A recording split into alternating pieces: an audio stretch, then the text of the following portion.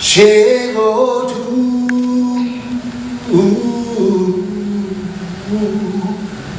quesino palmo,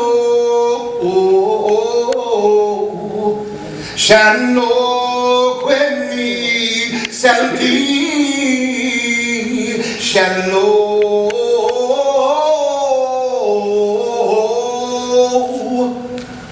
il yame derivi wo solo nama mensaenka,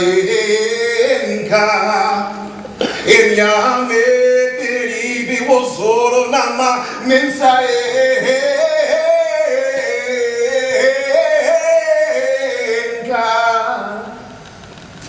Shalom, amen, salam, namaste, ashe,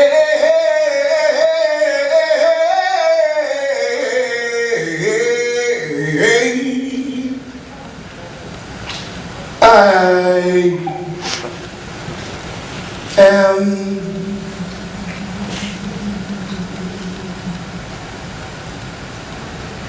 an ochre song called you from the corners of post-existence. You appeared a silent apparition of language, and I became pregnant with the word. And the word took flight on crimson oceans of light screaming prayer into a million angles of rainbow space. Angled space sank like an obsidian siren into the mad mouth of my pocket dangled in the jangling death from the tongue of a stone Victrola caught the murder of crows, shrieking translucent blue music circled the bells of my waiting and insistent speech. My speech oracled itself toward the sword of your memory casted the shadows of my castrated breath. My breath, crying the kiss of an ochre song, called you from the corners of post-existence. You appeared a silent apparition of language, and I became pregnant with the word. And the word was born still.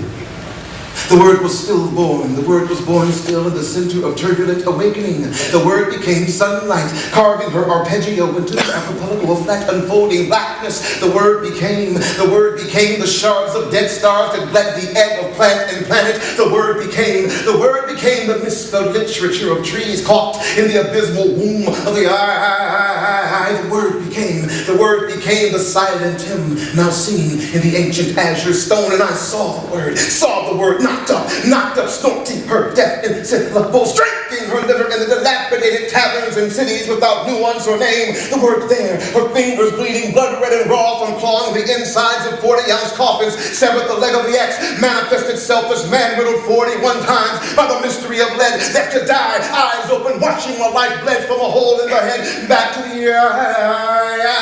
I saw the word. As though I held the hungry, wild, dying child dragged to death, decapitated, sodomized by wood. I saw the word as a brown boy's body resurrected, as a man beaten mercilessly because he loved the loins of other men. I saw the word resurrected after 3 days from the river bottoms of the nation's bloody conscience. I saw the word will manifest herself again as female, her thighs slickened by patriarchy. I saw the word was entered, the word was entered by her father. So many times she learned to believe his sickness was sacred. And I love the word. Dance with the word. 7 insistent salsas till 6 a.m. with the word, and the word was no longer afraid or ashamed to throw her head back and her arms skyward, and in white flashes of teeth and sweat-drenched hair, mouthed incomprehensible mumbling to the rumblings of unstruck sound, the word sucked my tongue as I wrote this, the word spit hibiscus balm into my mouth, the word, and I loved that night, the word, and I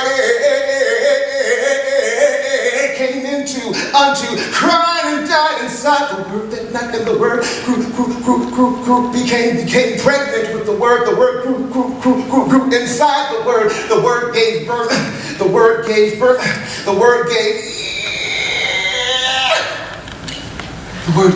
to the word. And the word became a brown child's fingers wiping tears away from her father's eyes. The word became a brown child's kisses blooming in spite of the hurricane, the word became. The word became a brown child spirit reaching out to embrace the brown thin wrinkled hands of brown thin wrinkled arms of brown thin wrinkled women stirring pots of 5 a.m. grits in a cornerstone called Mississippi. The word lives inside of the universal thin spaces between in and exhalation, traverses herself around the azure stone, travels inside of the azure stone, lives inside of the azure stone, trapped and encased in condominiums of skin, forgetting and refusing to remember that she is, I am.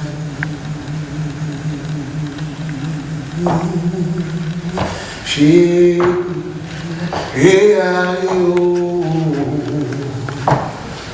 she,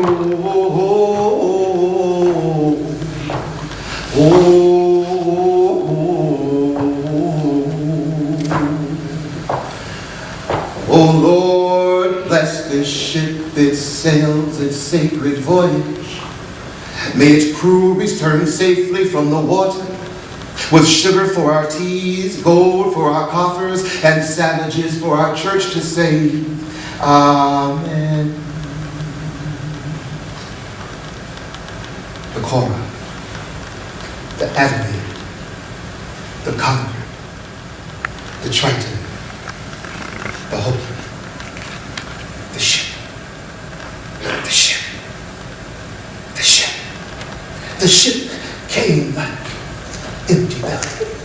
The ship came like a fist in the water. Its sails, white knives in the wind. Its keel, a cutlass on the wave. The ship was a hard hand chopping chart through the ocean. The ship was a galley trailed by sharks. The ship and the sharks grew fat on the human. The ship was a cathedral of dysentery. The ship was a church of African bleed. It sailed the wine dark brine toward the scar of a new country.